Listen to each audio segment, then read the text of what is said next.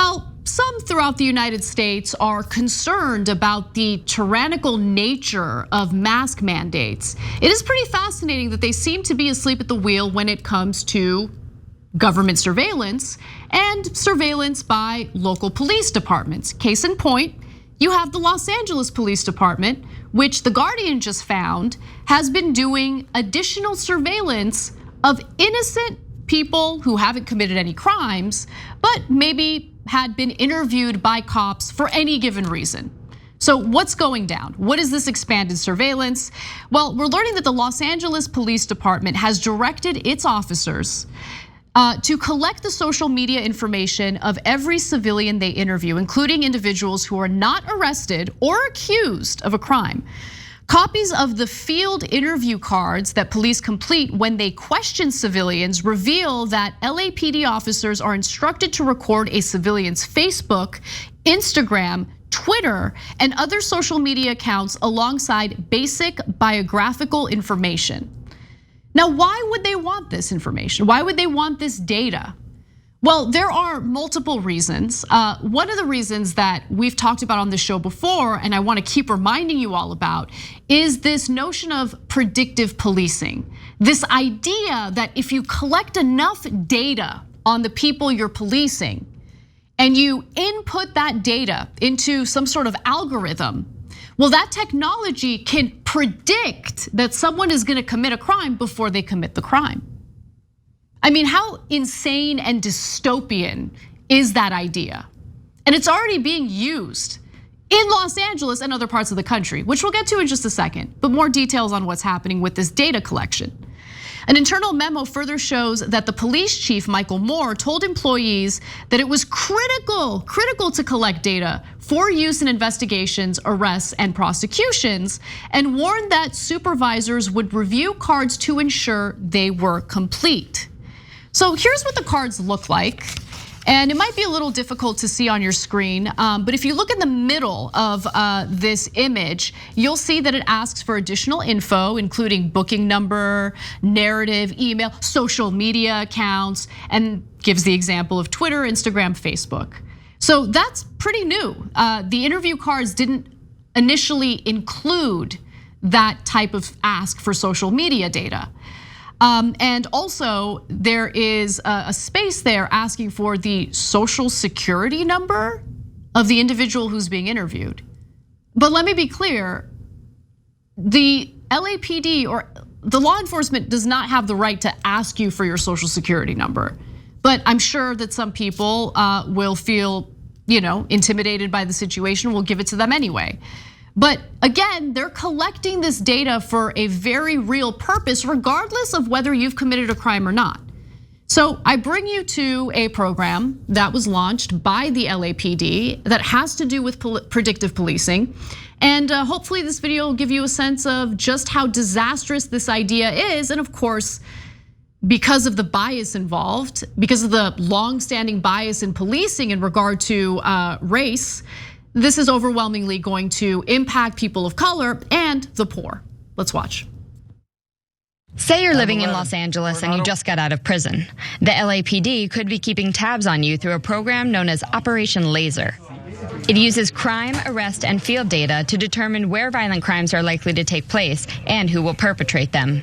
Laser predicts who will commit a crime before a crime actually happens. The Laser program tries to predict who might commit violent crime using a point system. For example, if you're on probation, that's 5 points on your record. If you're in a gang, that's another 5. A stop by police can get you another point. The people with the highest scores in each of LA's 21 divisions are placed on a list called the Chronic Offender Bulletin. You tally up all those numbers. Some folks end up with 2 points, some folks end up with 40 points. Those that end up with the highest number of points, we'll take a look and see where are they now. I mean, law enforcement watches Minority Report and they're like, oh, is this an instruction manual?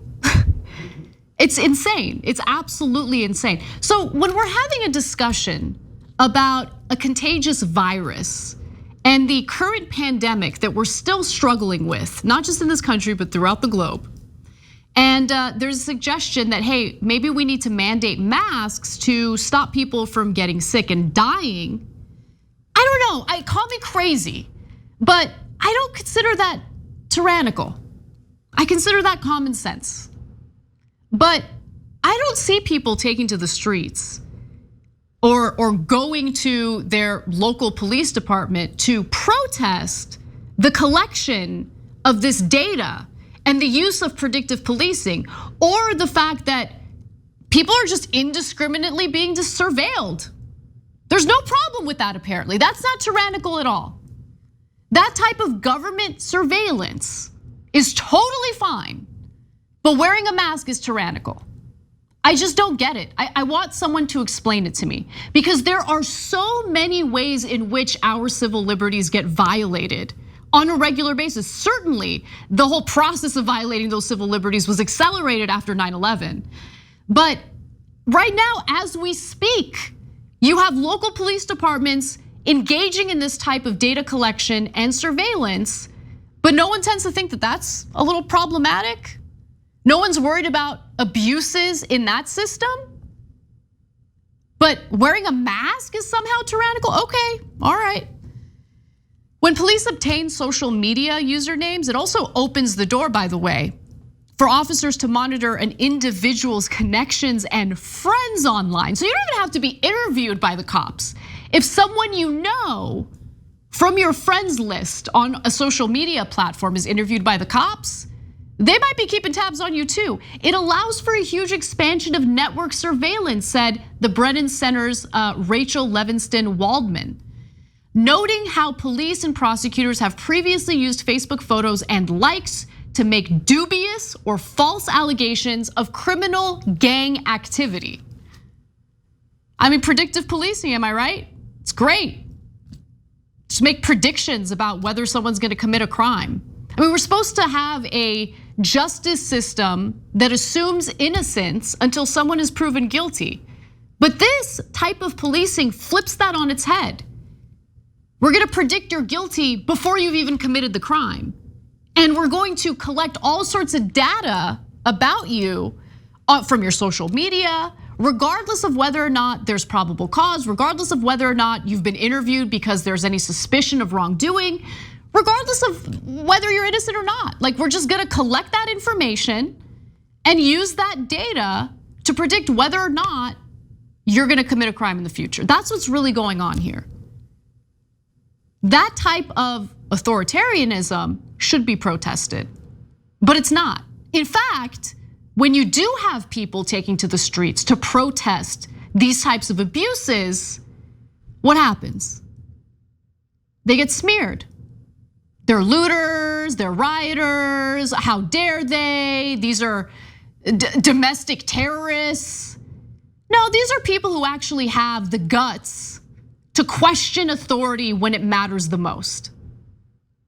These are actually the people who don't get manipulated by clowns like Ben Shapiro or whatever right-wing dork is getting paid to spread disinformation about COVID, okay? These are people who fearlessly take to the streets to demand that local police actually serve and protect and serve. But they'll get smeared time and time again, as we're all experiencing abuse by local police departments and even the federal government. In the case of NSA spying, as we learned through Edward Snowden and his leaks, we were all being indiscriminately spied on. I didn't see people take to the streets on that either. Instead, the conversation was in regard to whether Snowden committed treason or not. So that's where we're at. We'll get distracted by mask mandates when in reality, there are real abuses taking place right now with people in positions of power. Just keep that in mind next time you see an idiot at a school board meeting whining and crying about a mask mandate. Thanks for watching The Young Turks, we really appreciate it. Another way to show support is through YouTube memberships. You'll get to interact with us more. There's live chat emojis, badges. You've got emojis of me, Anna, John, JR. So those are super fun. But you also get playback of our exclusive member-only shows and specials right after they air. So all of that, all you gotta do is click that join button right underneath the video. Thank you.